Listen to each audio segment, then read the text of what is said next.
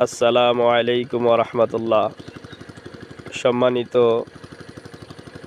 দেশবাসী ও দেশ ও প্রবাস থেকে যে যারা আমাদের এই ভিডিও দেখছেন, সকলের প্রতি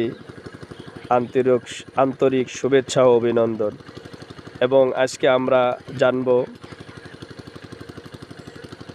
মানব জাতির মধ্যে সর্বশ্রেষ্ঠ মানবকে, এই ছোট্ট বাচ্চাদের জবান থেকে।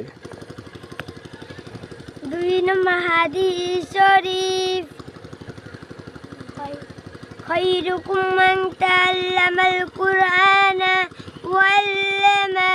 হাদিস শরীফের অর্থ, তোমাদের মধ্যে সর্বোত্তম ওই ব্যক্তি যিনি কোরআন শিক্ষা করেন এবং অপরকে শিক্ষা দেন।